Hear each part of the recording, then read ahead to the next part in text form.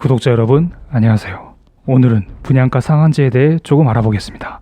정부는 7월 말 지금까지 공공택지에만 적용되던 분양가 상한제를 민간 택지에 확대 적용하겠다고 예고하였습니다. 그리고 8월 12일 11시 국토교통부 보도자료가 딱 올라왔죠. 제목은 민간 택지 분양가 상한제 적용 기준 개선 추진입니다. 개선의 사전적 의미는 잘못된 것이나 부족한 것, 나쁜 것 따위를 고쳐 더 좋게 만든다는 것인데 과연 더 좋게 될 것인지 하나씩 살펴보겠습니다. 그리고 분양가 상한제를 왜 시행하는지, 분양가 상한제 적용 기준에 대해 알아보고 언제부터 시작할지, 또한 분양가 상한제에 대한 전반적인 것을 국토교통부 보도자료를 기반으로 살펴보겠습니다. 마지막으로 분양가 상한제를 왜 지금 시행하는지 정부의 숨은 의도를 유추해 보겠습니다. 2018년 정부의 9.13 대책으로 집값은 어느 정도 잡힌 듯 했습니다. 그리고 19년 상반기까지 부동산 가격은 크게 오르지 못했습니다. 이때 제가 계속 말씀드렸던 게 광역시급 이상에서 실거주용 주택은 무조건 매수하시랬습니다. 이제 다들 부동산 하나는 들고 계시죠? 그럴 거라 믿고 영상 시작하겠습니다. 주식 투자, 금 투자하기 전에 실거주용 주택 한 채는 기본입니다. 잠잠하던 서울 아파트 가격은 7월부터 다시 오르기 시작했습니다. 정확한 시점은 기억이 안 나는데 6월인가 7월인가? 저도 집을 좀 보러 다녔습니다. 실거래가 어플과 네이버 부동산에서도 8억에 나와 있는 집이 있었는데 실제로 가보니 9억을 부르더라고요. 좀 이상했죠. 부동산 아주머니께서 말하길 사람들이 집도 안 보고 물건을 집어간다고 하더라고요. 집값을 뉴스로 확인하는 것도 중요하지만 실제로 가서 보고 듣는 것도 중요합니다. 이런 움직임을 감지한 정부는 7월 말 분양가 상한제 시행을 예고했습니다.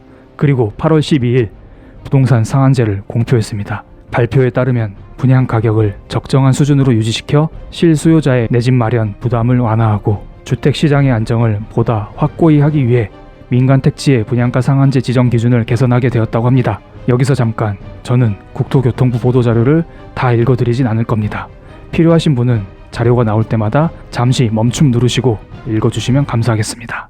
분양가 상한제 적용 기준을 살펴보겠습니다. 엄청 복잡하게 써있죠. 여기 필수 요건 한 가지와 선택 요건 3가지가 있습니다. 이 중에서 필수 요건을 만족하고 선택 요건 3가지 중 하나만 만족해도 분양가 상한가? 죄송합니다. 분양가 상한제에 적용된다는 것입니다. 앞으로 편하게 분상제라고 하겠습니다. 주식하던 버릇이 있어서 상한가가 튀어나오네요. 그렇다면 필수 요건과 선택 요건에 대해 간략히 살펴보겠습니다. 필수 요건, 주택가격 상승률이 물가 상승률보다 현저히 높아 투기과열지구로 지정된 지역. 말이 어렵죠?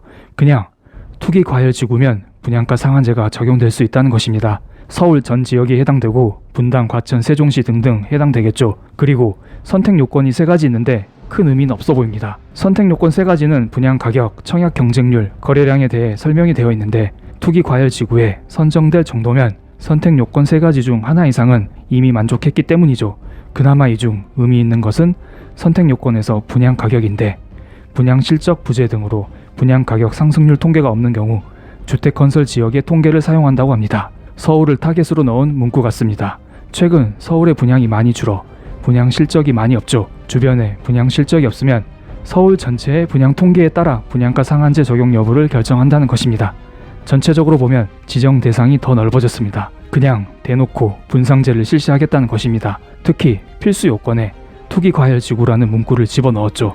뭔가 집값이 오르는 지역이 보이면 바로 투기과열지구로 지정해버리고 이어서 분상제를 적용시켜버리면 되는 것입니다.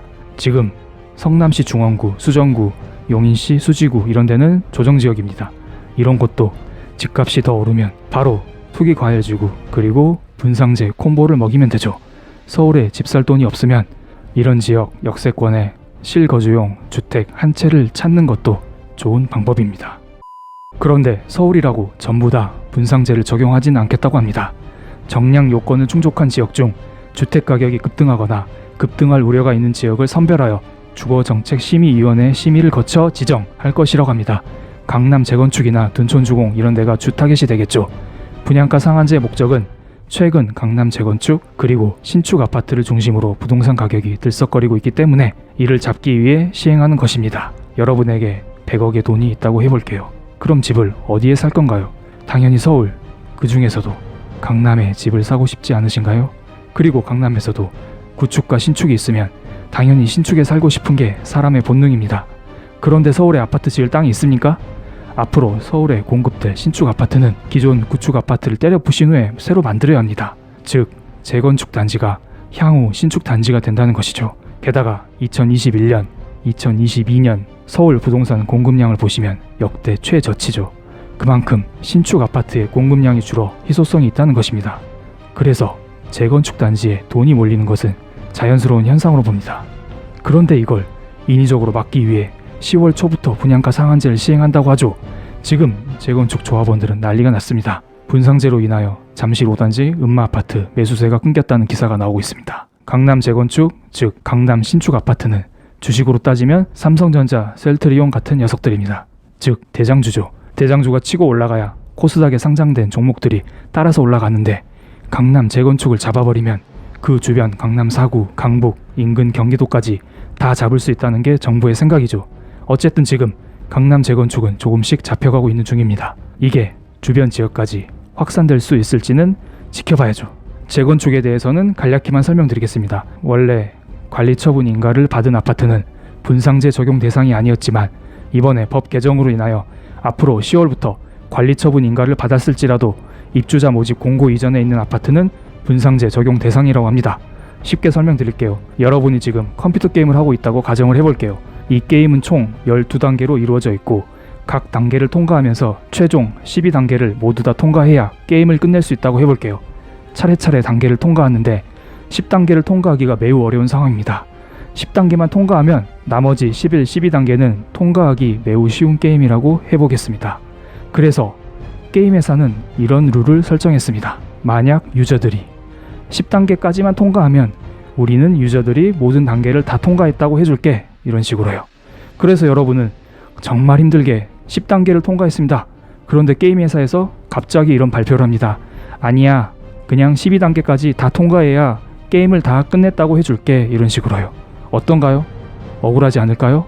만약 여러분이 세 번째, 네 번째 단계쯤 게임하고 있었다면 덜 억울할 거라 봅니다.